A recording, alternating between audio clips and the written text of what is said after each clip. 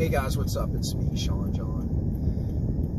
Listen, so first of all, for everybody who's already subscribed to the channel, thank you. I definitely appreciate that. For everybody who's thinking about subscribing, come on in. And for everybody who's new here, hey, welcome to the channel. Make sure to hit the thumbs up, hit the subscribe, and we're going to drop some fire content that's hopefully going to help you build your business. Now, a lot of the content I give, it's not specifically for the moving industry because it can be used across the board. Like if I give you sales tips or sales advice, like if I say stop saying this word, start saying this word, you can really use that anywhere. It applies across the board. So, but again, thank you for hitting the channel up. Thank you for being a part of it. Thank you for listening, taking time out of your day to listen to what I got to say. So I really appreciate it. It means a lot to me. So tell somebody else about this channel, hit subscribe. Let's build this channel up and let's make it what it's meant to be, which is a platform to where those in movies and service industries can congregate, get some good information, and go and actually apply it. I call it applicate, but go and actually apply it to their business and become more profitable, right? So I woke up this morning, I had a note, right? So I had a note, well, a question in my email. The question was, how do we build a business that survives when there's so many cheap customers? I'm sorry, so many cheap movers that are underbidding and winning this game. Because right now, I don't know if you know it or not, but probably, I'm just taking a guess, but it is this way here in Dallas, probably a majority, and I can say that probably without fear of contradiction, a majority of the moves that you're currently doing, they're going to storage, right? So, are they going from a 3 to a 2 or 2 to a 1? Are they going from a 1 to back home, or to live with someone else? So, I always say, pay attention to the data. What is the data telling you?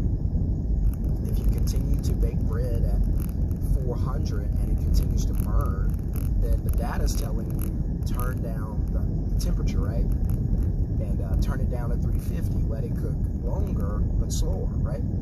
At a lower temperature. And that may be the key.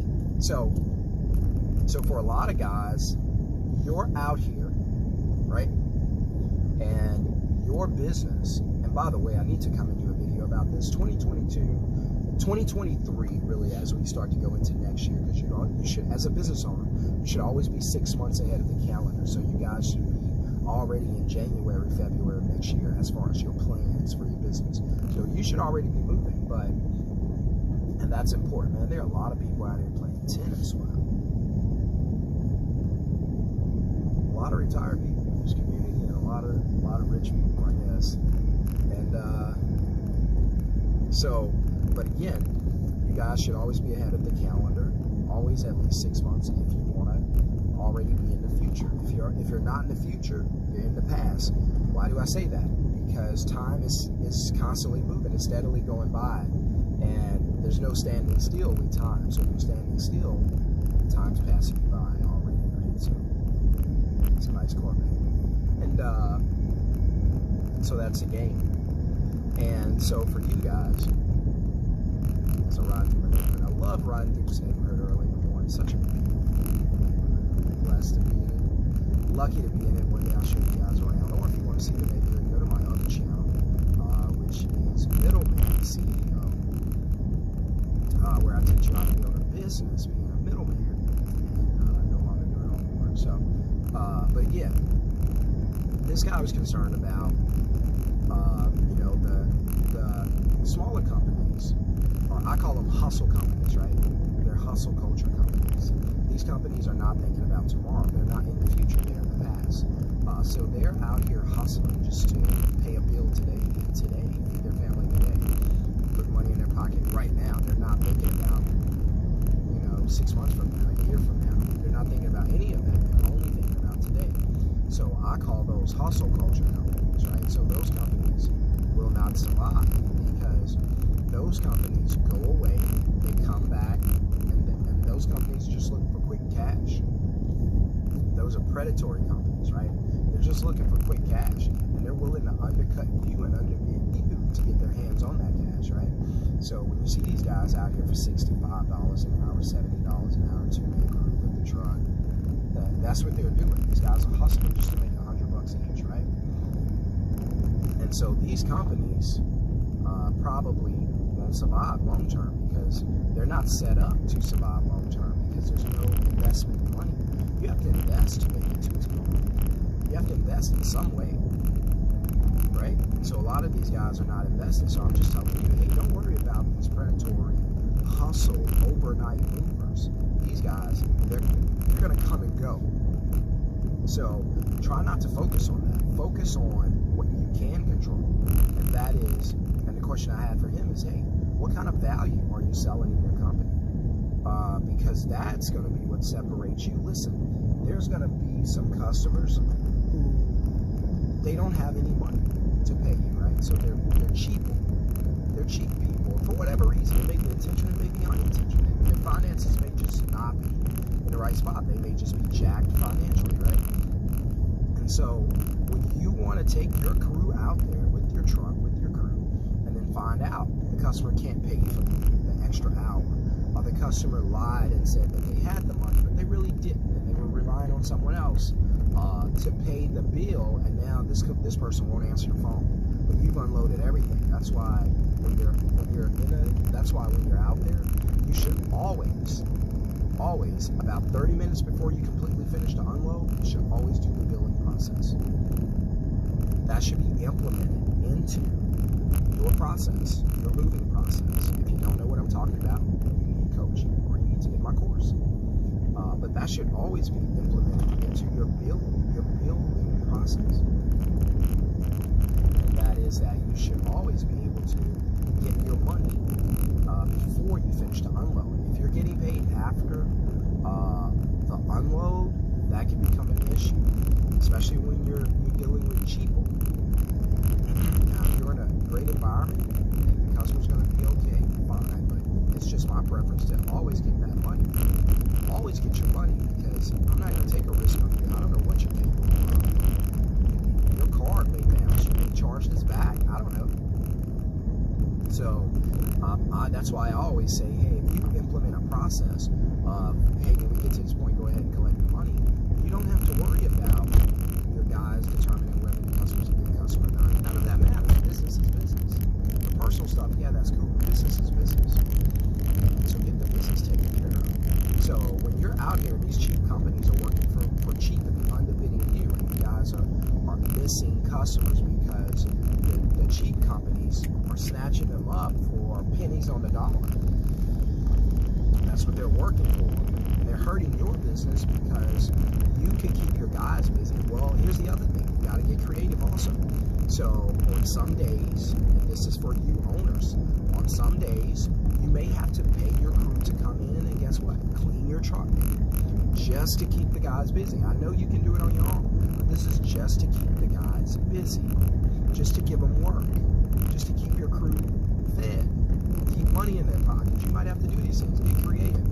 Have the guys come in and clean your truck for a couple of hours, 3-4 hours. I know it doesn't take that long, but you're going to pay them for that because they need to work. So when it's slow, this is what you have to do. Pay your guys to drive your truck around for 2 hours. If you're in a college town and school's in, bam, pay your driver to come get the truck, take the truck on campus, like where I started my business in Baton Rouge. We had LSU, which is a huge campus. Hey guys, come get the truck on our off day. We don't have any work. Come get the truck. I'm going to pay you anyway. I've already budgeted that there's going to be 5-6 days during the month that I'm going to have to pay you guys just to keep you busy. That's fine. I've already budgeted that. I'll take that L because it's going to become a W in the future, because I may pay these guys, I may spend $200 paying these guys to drive my truck around the city, and that 2, 3, 4 hours of driving the truck around the city, guess what happened? 10 customers saw my truck. Now they're calling. Average move $600. Guess what? Made $6,000 off of that $200 investment. That's how you have to think. A lot of you guys, you get in trouble because you think about what's going out, but you need to think about what's coming in. Don't focus on what's going out. Focus on what's coming back in. Focus on the return. Right? I get guys that hit me up for coaching, and I'm like, yeah, coaching is this. I don't know if they expect coaching to be free. I'm not sure what they're looking for. And soon, I'm not going to be on the phones with anybody because you're going to have to buy my course. If you can get me on the phone, you're lucky. But that's not my plan, to be on the phone all the time, right? But if you can email me at service@jumpinjackmovers.com and you can get me on the phone, good for you. But very soon, we won't be able to do that. There won't be any talking. And you guys have to understand that. Check out a house that was listed for sale for $800,000 in the neighborhood. Jeez, that's a lot. And my house is bigger than that. So I had to come see for myself if that was true. 800,000. My house is 3,000 square foot. I think that one's 27. They have a 3-bedroom. I have a 4.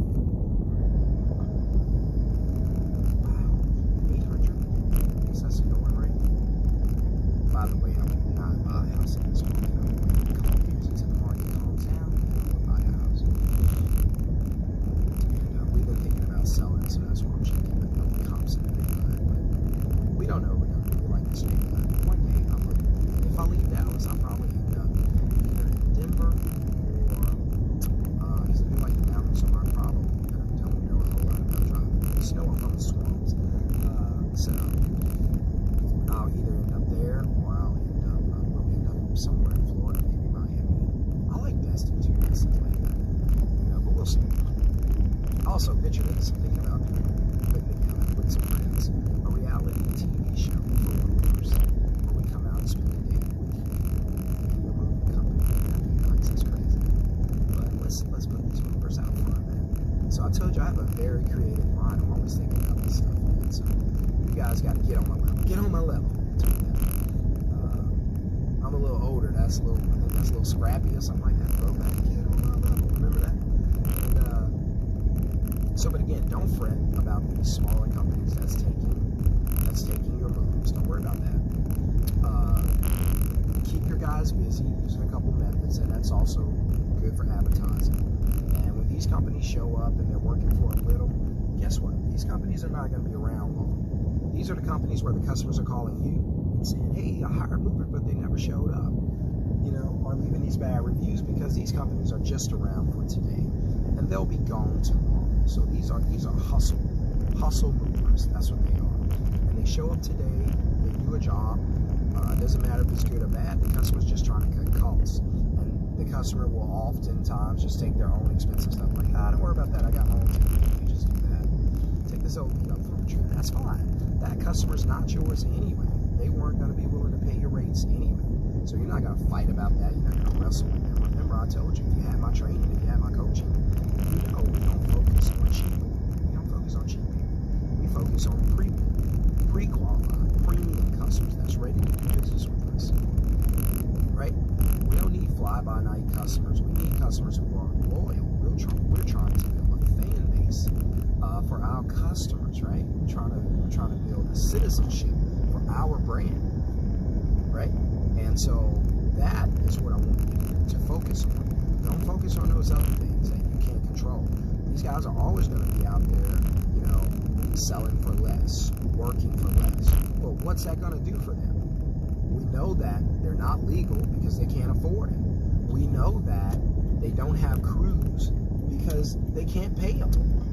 So we know that the owner is on the truck with a family member or a friend, and we know that they're just working to make that money for today. And if somebody calls tomorrow, they'll be back out there, but they're cheap.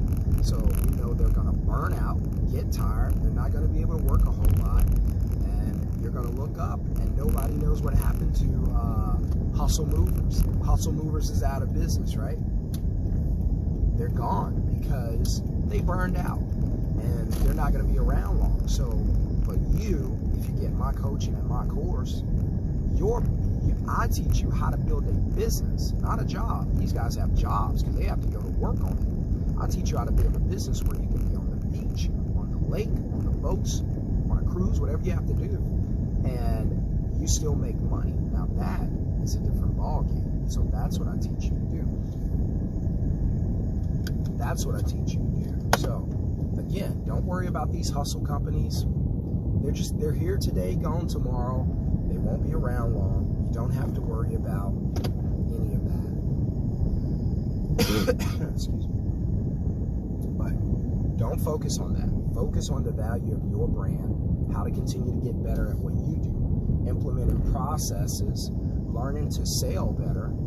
These guys go out here and they work for 4 hours for, let's say they work 4 hours for $300, right? You go out there and you work for the same 4 hours at minimum $125 an hour. Some of you can get $150, $160 an hour, but you may not. They're making $300 for the 4 hours. You go out for the same 4 hours and you're making, say for instance, if you do something like what we would do, which would be like $345 for the first 2 hours, and then you come back with $125 an hour. So now you're at $345 plus $250, which is essentially right at $600, right? So now you're at $600. They're at $300. You doubled what they made. They have to work 2 jobs to make what you made on 1 job. So again, don't focus on those things. Focus on what you can do for your business, how your business can get better, how you can make your brand better, how you can close the majority of your sales, how you can get more leads, get better reviews, get more customers.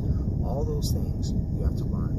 How to retain your customers, how to hire your customers to work for you. That's a game changer. All right? So hit subscribe, hit thumbs up. I'll see you guys on